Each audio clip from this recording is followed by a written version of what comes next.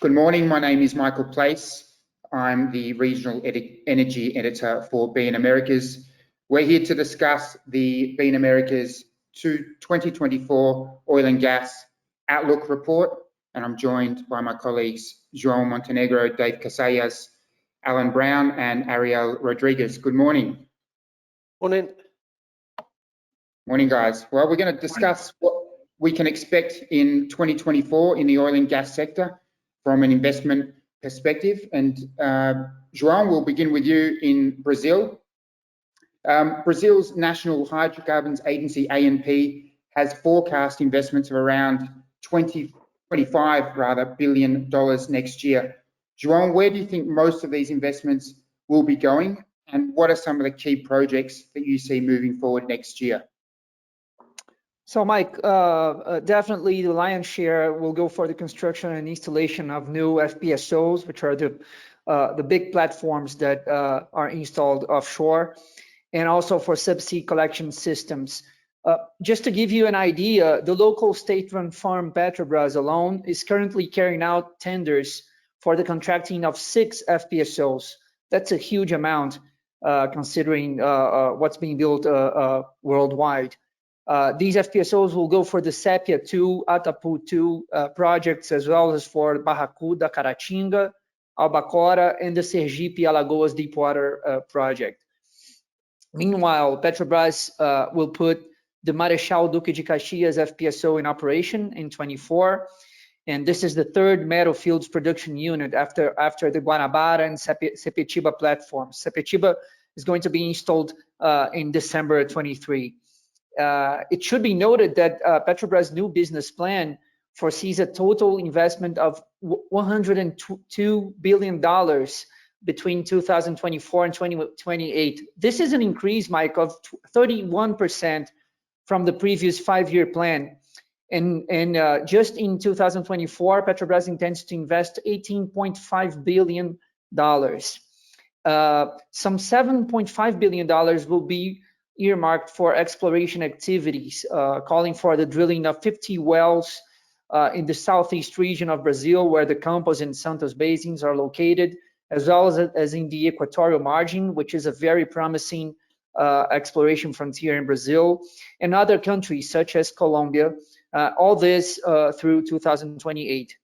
An interesting fact is that following the change in the federal administration last January, and also reflecting President Lula's more state-centric and eco-friendly views compared with the previous government, Petrobras will increase investment in refining, hoping to reduce Brazil's dependency on diesel imports, while growing its investments in biorefining capacity with a focus on renewable diesel and SAF, which are the sustainable aviation fuels. Regarding private groups, I would highlight that the Enauta Atlanta project, which will receive its new definitive production system, FPSO, and also Equinor, which will keep working on its Bacalhau and Raia projects. Raia is the formerly Pão de Açúcar gas project off Brazil's southeast coast. These projects together, and I'm talking about Equinor's projects, they total $17 billion in investments. Onshore, we'll see companies such as 3R Petroleum, PetroRecôncavo, Origem Energia, Seacrest, all these companies, which are smaller sized companies, will keep investing in the revitalization of mature assets, which have been acquired in recent years from Petrobras divestments. Other highlights for 24 include the beginning of operations of the Rota 3 pipeline, which will bring around 20 million cubic meters a day of natural gas from pre-salt fields, and also 3 new liquefied natural gas regasification projects operated by New Fortress Energy in Pará State and Santa Catarina, and Compaz Gás e Energia, which is a company of the Cosan Group in São Paulo State. Those would be the highlights in my view, Mike. As always, thanks, João. As always, a lot happening in Brazil. What can we expect in 2024 in terms of auctions, tenders for new blocks on the E&P front? And who might participate, and what types of areas do you think will be made available? So Brazil's current licensing model is the open acreage system where the tenders are held after companies express interest for one or more exploration blocks that are permanently on offer on ANP's portfolio, let's put it this way. Among these assets are concession and production sharing areas. The production sharing areas are those which are located within the so-called pre-salt polygon, which lies between the Campos and Santos basins. It's a strategic areas where supposedly the best areas in Brazil are located. In this year's licensing round, which was held on December 13, only one of the 5 production sharing areas called Tupinambá was sold to UK's BP Energy, which in my view reinforces the feeling that the geological risks of this new pre-salt have grown compared with 10 years ago, where huge, gigantic fields such as Búzios and Tupi, formerly Lula, were discovered. So unless the ANP, the National Petroleum Agency, comes up with more attractive production sharing areas, I would say that concession blocks in the Santos, Pelotas, and Equatorial Margin basins should concentrate the attention of companies like Petrobras, of course, but also BP, Chevron, Equinor, Shell, Total Energies, and Chinese firms. It should be noted that for the first time, a Chinese company, CNOOC, in this latest bidding round, for the first time, it acquired a block as an operator, which could be a turning point in their strategy in Brazil, considering that so far the Chinese firms had been acquiring blocks as partners with other operators such as Petrobras. Excellent, Joel, for that. Thank you very much for that insight. A lot happening there as always. We're going to move now to Guyana and Surinam, where we have Dave Casellas covering that area. David, Guyana seems to be the buzzword at the moment in oil and gas around the world, especially in E&P, obviously. Why is this, and what can we expect next year? Well, hi, Mike. I think before we begin, we can't not mention the dispute that arose with Venezuela's President Nicolas Maduro, who, with his uptick in saber rattling for the Essequibo region in Guyana, I think there's a slight reprieve after both presidents, President Maduro and President Ali, agreed that there will be no, quote, aggression from both sides. But I think as the electoral process in Venezuela begins to ramp up ahead of next year's presidential election, we'll probably see Maduro going back and raising the tensions over Venezuela's claim for Guyana. Apart from that, I think the main reason Guyana has been looked at is that you have over 11 billion barrels of oil equivalent of gross discovered recoverable resources in the basin area. And the stakeholders also talk about there are still multi-billion barrels of remaining exploration upside.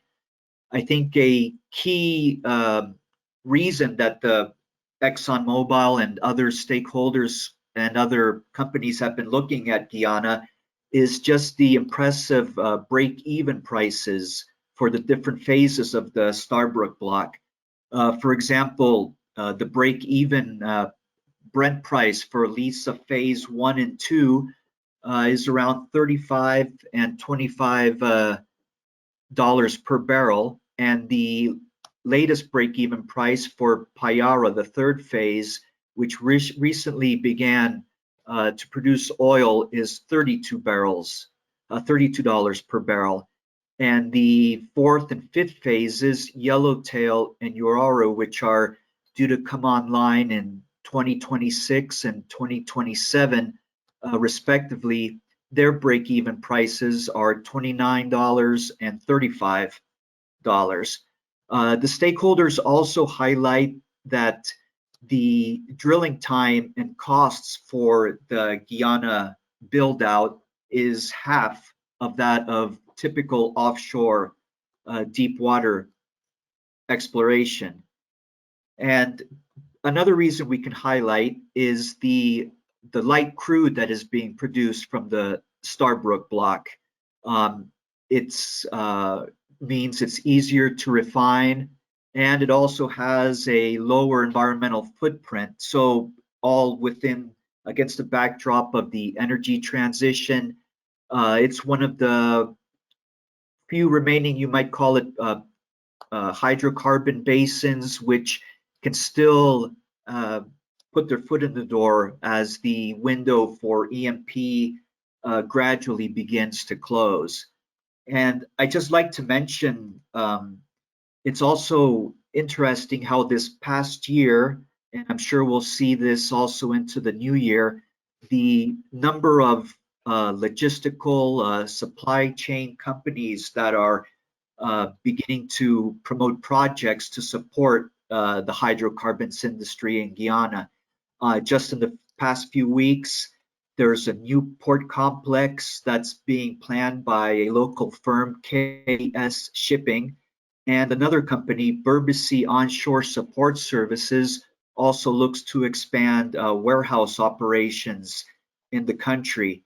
And it's also worth noting that a French subsidiary, Friedlander, of the French group Ortec, was recently registered in Guyana to manufacture piping, structures, and other equipment for oil and natural gas companies.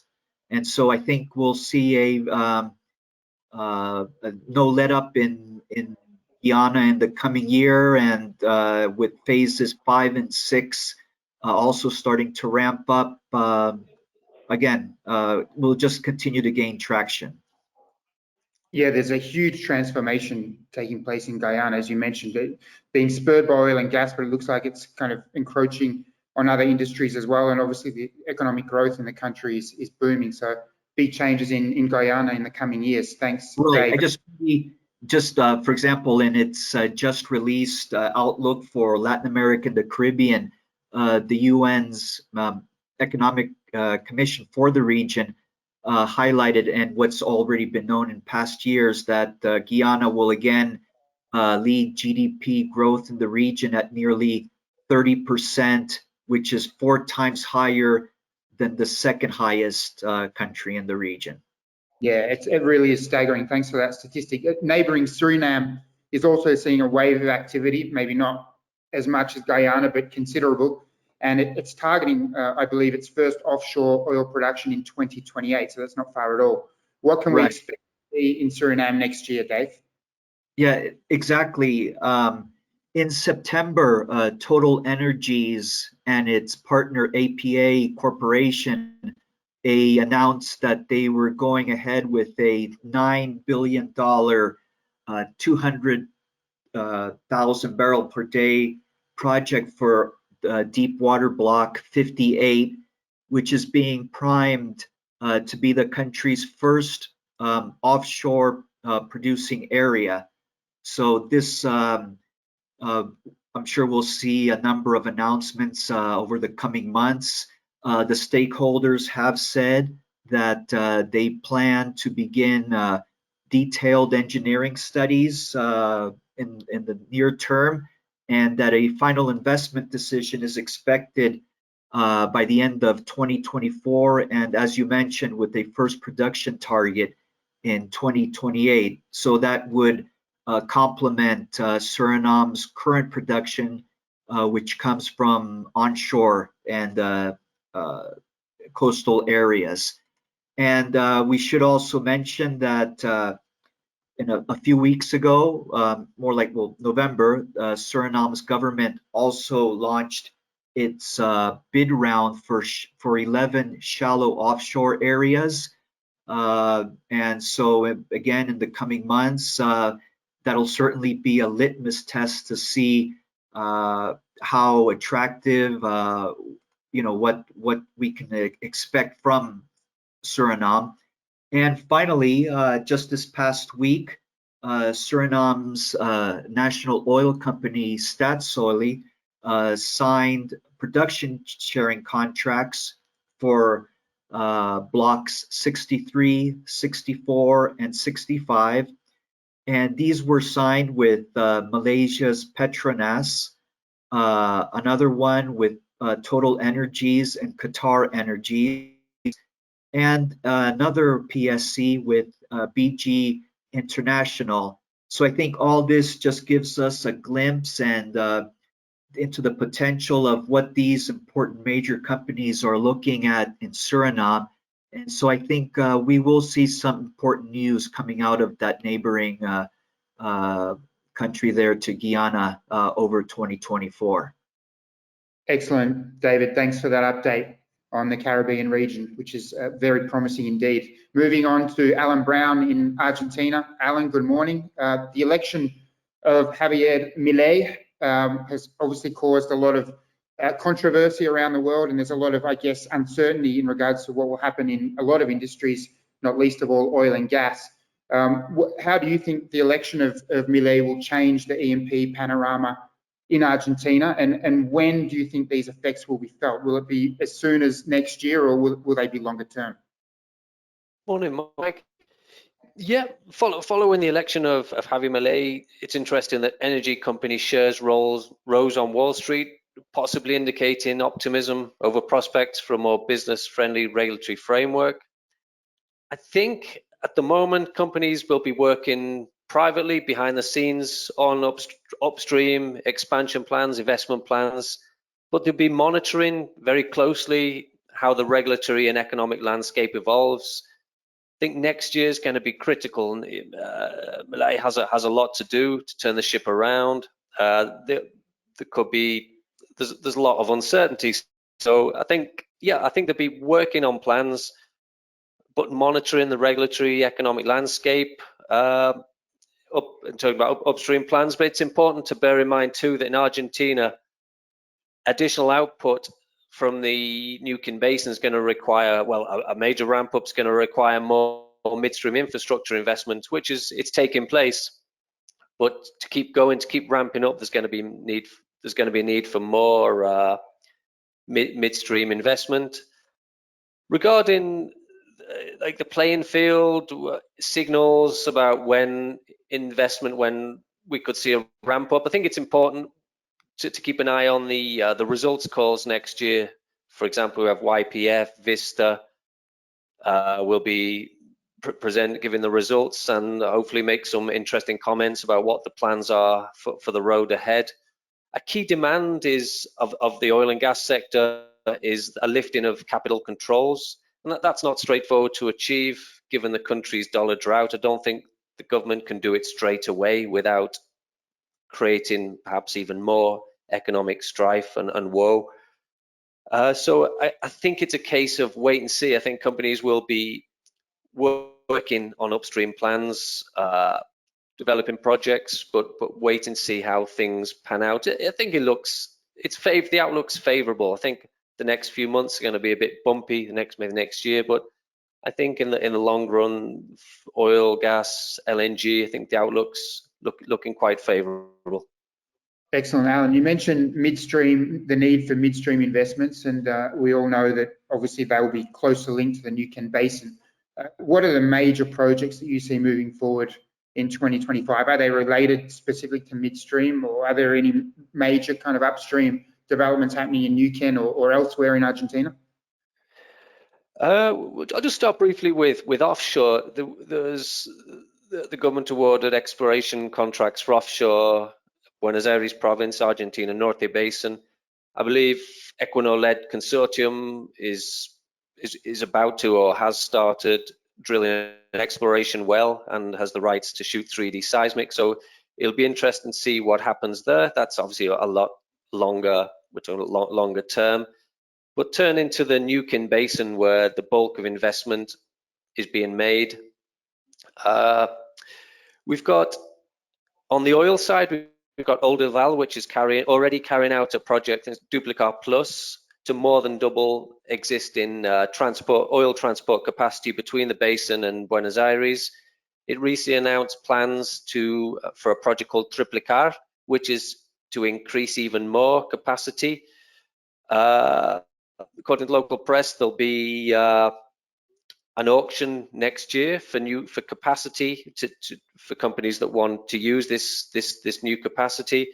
So again, on the oil side, we've got the oil developed project that's already underway, and that's going to be for at least the next 2-3 years, I suspect. Work's going to be at least for the next 2 years that there's going to be work carried out, and with this triplicate project could go into 2026.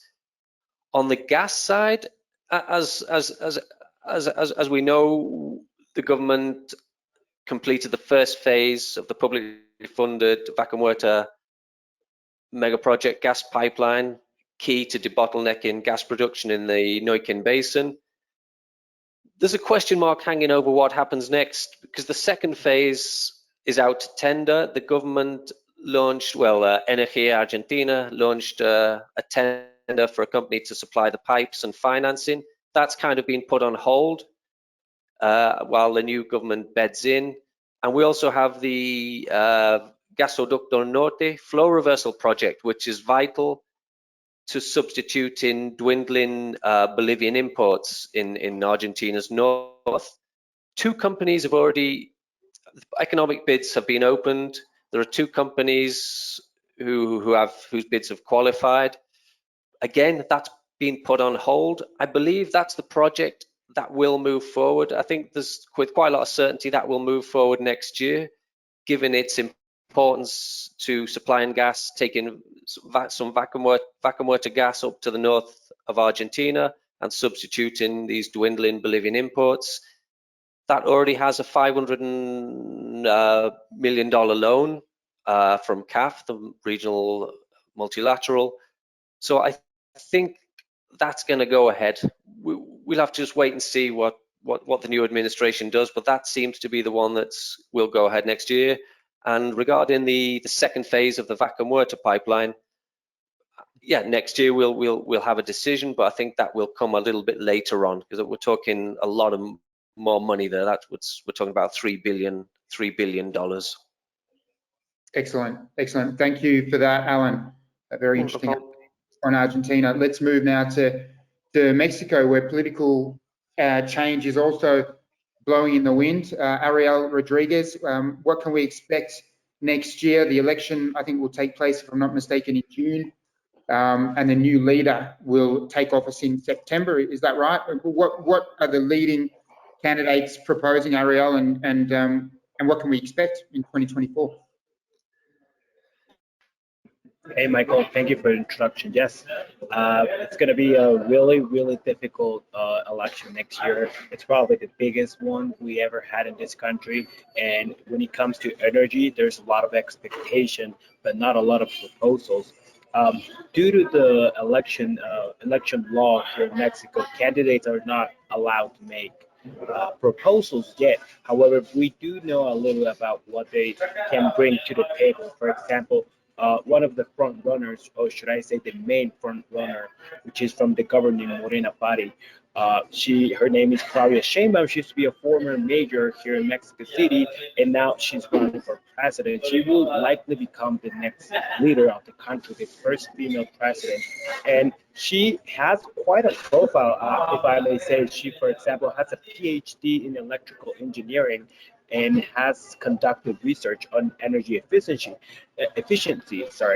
So you would think a person with that profile will be more open to renewable projects and helping Mexico get through the energy transition. However, she has said she's going to back President Andrés Manuel López Obrador's policies, which basically reverse back years of legislation towards clean energy and focus a lot on oil and gas.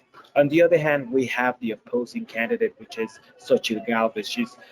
She has a lot of indigenous roots, and she is bringing to the table the previous ideas that the market should be open to the private sector. She has even talked about bringing in private capital to state-owned company Pemex, but like I said, it's all very light proposals so far. We're going to start seeing more concrete ideas next year when the actual election campaign period starts. Excellent, Ariel. And when do you believe that any change, in the case, for example, of a pro-market candidate winning the election. When could the investment climate change? Could it happen as soon as the end of next year, or is this a longer term thing? Well, Michael, we're starting to see a lot of changes now. It's a very slow process, but this whole idea that the president could not let in private investment into the energy sector is now being debunked. There's a lot of there's a couple very strong private investments going on right now in not only the oil and gas sector, but also liquefying natural gas, and we also have a lot of investment coming in for renewables, which hasn't been solid yet. We haven't seen it at its fullest. It's just getting there. We recently got the news that the president closed deals for green hydrogen, which you would thought that the president would not be okay with, but now he's pushing it forward. I think that whoever the candidate is, we're going to start seeing new projects to help Mexico with the energy transition. And I say regardless, because we have a commitment, international commitments that we have to meet for next year, and we are very behind according to experts. Another great thing to know about Xochitl Gálvez is that she is bringing in a lot of experts to her campaign team that used to be or were part of the 2013 reform that opened the market to the private sector. However, her chances of winning are very low at the moment, but like you know, anything can happen in an election, especially in Latin America, and we still have a solid 6 months before the presidential election. So a lot of private sector people want Xochitl to be the new leader, but everything signals that it will be Sheinbaum.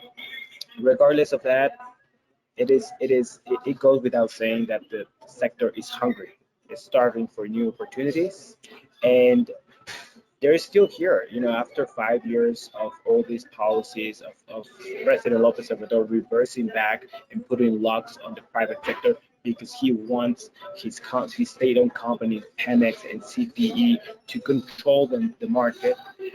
We still see people and investors and private companies lining up. They are waiting their chance to see that window of opportunity getting open and you know. Scoring one of those new deals that probably will be on the table 2024, 2025. Excellent, Ariel. Thanks for that update. It seems like there is a fair deal of optimism in Mexico about what could happen after the elections, which incidentally stands in contrast to Colombia, where the investment mood is rather dim, to say the least. The president, Gustavo Petro, has remained steadfast in his plan to prohibit or to block new licensing rounds in the country. He's relying on existing exploration contracts to try to boost reserves.